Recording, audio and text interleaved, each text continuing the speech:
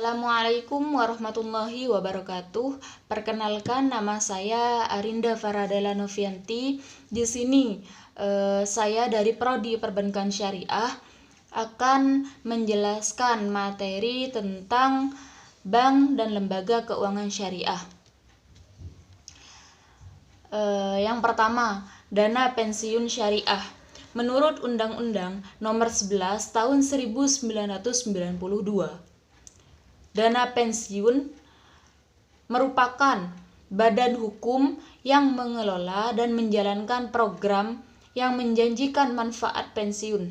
Nah, dengan adanya dana pensiun di sini, karyawan serta peserta kelak akan tetap memperoleh jumlah penghasilan tertentu, sekalipun mereka sudah tidak bekerja lagi.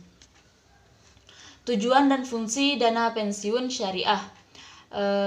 Yang pertama, perusahaan akan memberi kerja. Yang kedua, karyawan atau peserta dana pensiun. Dan yang ketiga, penyelenggaraan dana pensiun. Akad-akad dana pensiun syariah itu ada 6. Yang pertama, akad hibah. Yang kedua, akad hibah bisyat. Yang ketiga, akad hibah muqayyadah. Yang keempat, akad wakalah. Yang kelima, akad wakalah bil ujroh. Yang keenam, akad mudharabah. Nah, apa saja jenis-jenis dana pensiun syariah? Itu ada 2. Yang pertama, dana pensiun pemberi kerja atau bisa kita sebut dengan DPPK. Yang kedua, dana pensiun lembaga keuangan yang bisa kita sebut DPLK. Nah, di sini juga ada mekanisme dana pensiun lembaga keuangan syariah. Itu ada 8. Yang pertama, peserta merupakan perorangan atau bisa kita sebut dengan badan usaha. Yang kedua, usia minimal 18 tahun atau yang sudah menikah. Yang ketiga, mengisi formulir pendaftaran kepesertaan DPLK syariah. Yang keempat,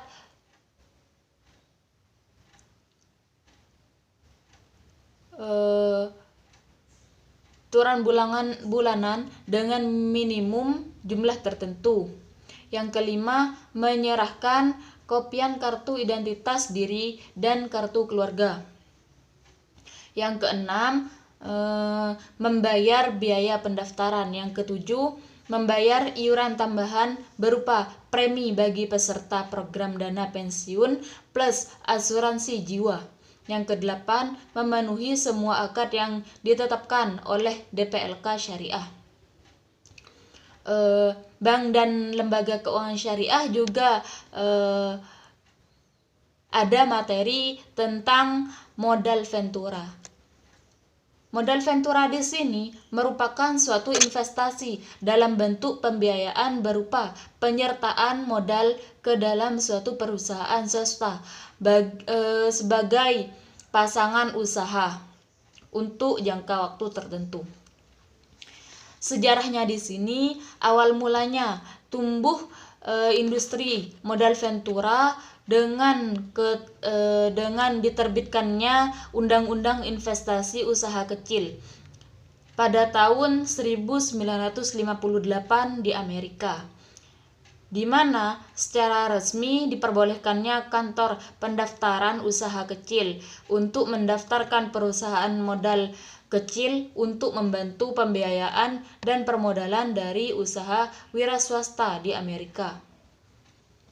Jenis-jenisnya itu yang dapat diberikan perusahaan modal ventura dapat dilakukan dalam beberapa cara. Yang pertama, equity financing. Yang kedua, semi equity finansial. Yang ketiga, mendirikan perusahaan baru. Dan yang keempat, bagi hasil. Nah, mekanisme kegiatan modal ventura itu ada apa saja? Yang pertama, pembentukan modal ventura yang langsung dikelola oleh manajemen perusahaan modal ventura itu sendiri. Mekanisme modal ventura yang sejenis itu disebut modal ventura konvensional atau bisa kita sebut dengan single tier approach. Yang kedua, pembentukan modal ventura yang pengelolaannya diserahkan kepada perusahaan manajemen investasi yang memang memiliki keahlian di bidang modal ventura itu sendiri. Nah, pendekatan kedua ini bisa kita sebut dengan two-tier approach.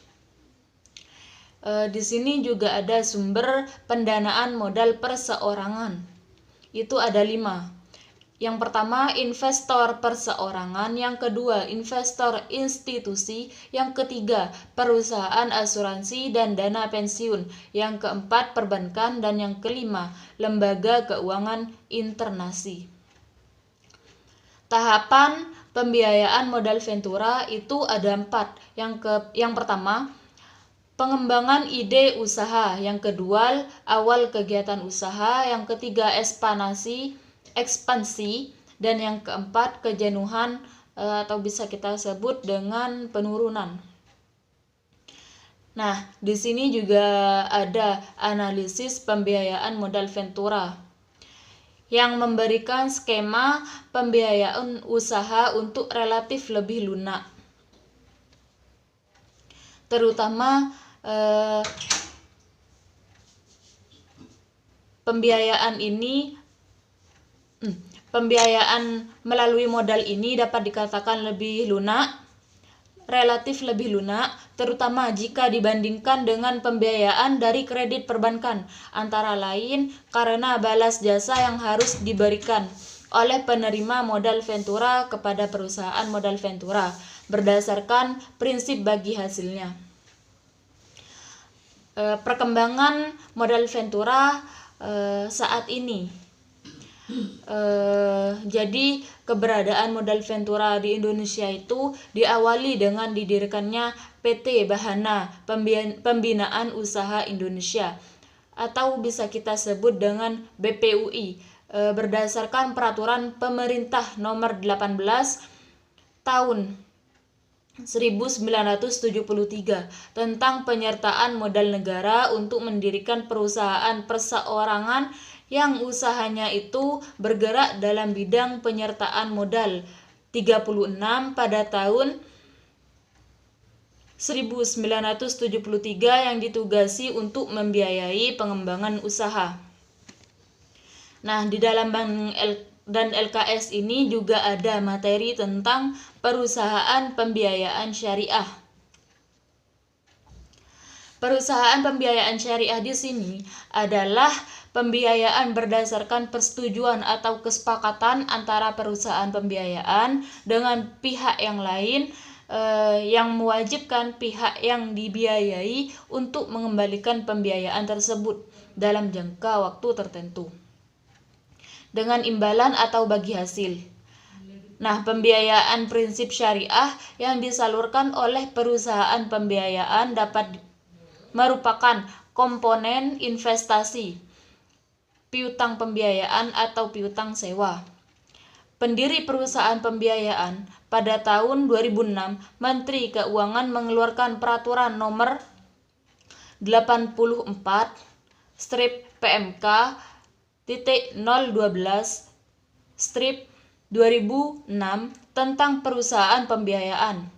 Kemudian pada tahun 2014, Otoritas Jasa Keuangan atau bisa kita sebut dengan OJK mengeluarkan peraturan nomor 29/PJUK.05/2014 tentang penyelenggaraan usaha perusahaan pembiayaan, pembinaan dan pengawasan kegiatan usaha perusahaan pembiayaan secara kelembagaan dilakukan oleh Menteri Keuangan yang termasuk penarikan kredit luar negeri, menjelaskan kredit yang sumber dari perbankan, penerbit surat sanggup bayar, dan pengelolaan serta pengembangan perusahaan pembiayaan dapat dilakukan melalui beberapa bidang. Yang pertama, Pemasaran antara lain dengan membangun kerjasama dengan dealer, sinergi bisnis dengan grup untuk membangun captive market. Pemilihan konsumen sangat menentukan terhadap keberhasilan pembayaran kembali produk yang dijual. Yang kedua, produk antara lain menciptakan yang sederhana di mata konsumen dan dari sisi mitigasi resiko masih tetap aman. Produk yang dijual merupakan produk yang kualitasnya itu bagus serta mudah dijual bila terjadi penarikan kembali dari konsumen. Dan yang ketiga, keuangan antara lain bila tak memungkinkan funding mayoritas dari bank, ada keterbatasan untuk menambah jumlah funding yang diperoleh. Yang keempat, permodalan secara bertahap. Perusahaan itu perlu melakukan pemupukan modal atau berusaha mendapatkan penambahan modal di setor para pemegang saham. Dan yang kelima, sumber daya insani antara lain diperlukan sumber daya manusia yang berkualitas agar dapat melakukan marketing, menganalisis resiko, dan melakukan perbaikan jika terjadi resiko gagal saat bayar dari konsumen. Di sini juga ada pegadaian syariah. Apa itu pegadaian syariah? Pegadaian syariah, gadai di sini adalah suatu hak yang diperoleh seorang yang berpiutang atas suatu barang bergerak yang diserahkan kepadanya oleh seorang berpiutang dan yang memberikan kekuasaan kepada orang yang berpiutang itu untuk mengambil pelunasan dari barang tersebut secara didahulukan daripada orang yang berpiutang, dengan pengecualian biaya untuk melelang barang tersebut.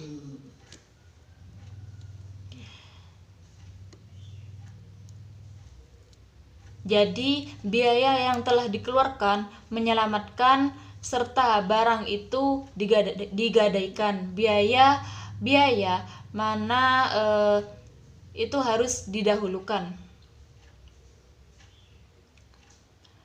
Nah, tujuan dan manfaatnya di sini, tujuan dari pegadaian itu mengikuti pelaksanaan dan program pemerintah di bidang ekonomi melalui penyaluran pinjaman uang atas dasar hukum gadai, mencegah praktik pegadaian gelap atau pinjaman tidak wajar. Manfaatnya di sini, pegadaian itu tidak hanya memberi manfaat bagi nasabah, tetapi juga bagi pihak usaha pegadaian. Manfaat bagi nasabah, tersedianya dana dengan prosedur relatif lebih sederhana dan cepat dibanding kredit perbankan. Dana yang berhasil dihimpun digunakan untuk mendanai perum penggadaian dana tersebut. Nah, di situ ada apa saja? Uang kas dan dana liquid lain.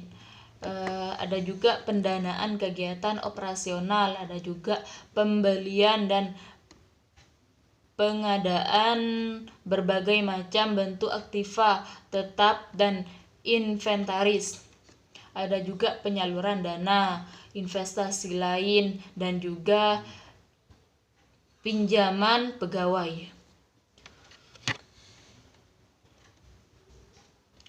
Nah, di sini dari sumber pendanaan itu ada 5. Yang pertama, modal sendiri. Yang kedua, penyertaan modal pemerintah. Yang ketiga, pinjaman jangka pendek dari perbankan. Yang keempat, pinjaman jangka panjang yang berasal dari kredit lunak Bank Indonesia. Dan yang kelima, itu dari masyarakat melalui penerbit obligasi. Mekanisme produk gadai syariah itu ada 3. Produk gadai, dan yang kedua produk arum, yang ketiga produk gadai emas di bank syariah.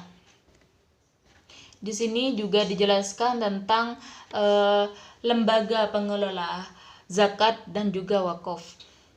Zakat di sini yang artinya itu kewajiban seorang muslim untuk mengeluarkan nilai bersih dari kekayaannya yang tidak melebihi 1 nisab, diberikan kepada mustahik dan dengan beberapa syarat yang telah ditentukan. Nah, sedangkan wakaf itu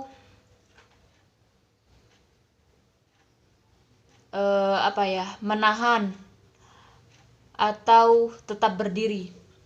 Dengan kata waqafa yakifu waqfan itu sama artinya dengan arti menahan. Nah, di sini juga ada syarat dan rukun wakaf. Wakaf itu orang yang mewakafkan harta. Kalau maukuf bih itu barang atau harta yang diwakafkan. Ada juga maukuf alaih, yaitu pihak yang diberi wakaf atau peruntukan wakaf. Dan yang keempat itu ada sigot, yaitu penyertaan atau ikrar sebagai suatu kehendak untuk mewakafkan sebagian harta bendanya. Nah, tujuan zakat di sini membantu mengurangi dan mengangkat kaum fakir miskin dari kesulitan hidup dan penderitaan mereka. Ada juga membantu memecahkan permasalahan yang dihadapi oleh al-gharimin, ibnu sabil, dan juga para mustahik lainnya. Yang ketiga, membina dan merentangkan tali solidaritas. Yang keempat, mengimbangi ideologi kapitalisme dan komunisme. Dan yang kelima, menghilangkan sifat bakhil dan loba pemilik kekayaan dan penguasa modal dan lain-lain. Nah, hikmah zakat di sini itu bisa kita itu bisa mensyukuri nikmat Allah, meningkat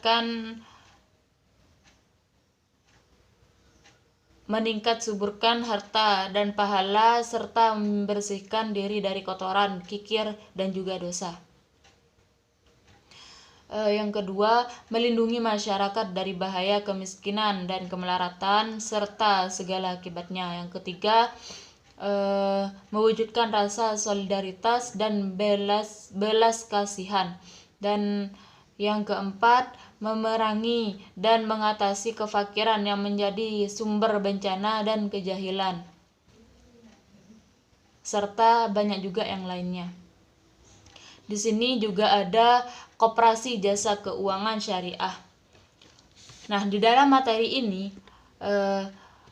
ada konsep dasar KJKS, di mana koperasi jasa keuangan syariah ini merupakan lembaga keuangan mikro yang dioperasikan dengan prinsip bagi hasil, dengan menumbuh kembangkan bisnis usaha mikro dalam rangka mengangkat derajat dan martabat serta membela kepentingan kaum fakir miskin.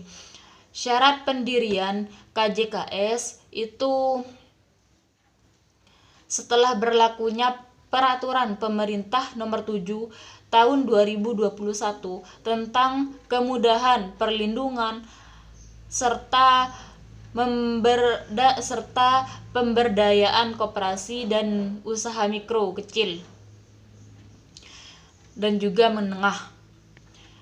Dalam pasal 4 PP 7/2021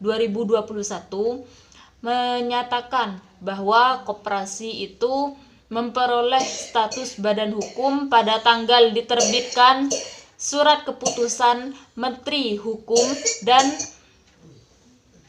HAM, kemudian pasal 5 PP 7/2021 menyebutkan pembentukan koperasi dilakukan dengan akta pendirian yang membuat anggaran dasar.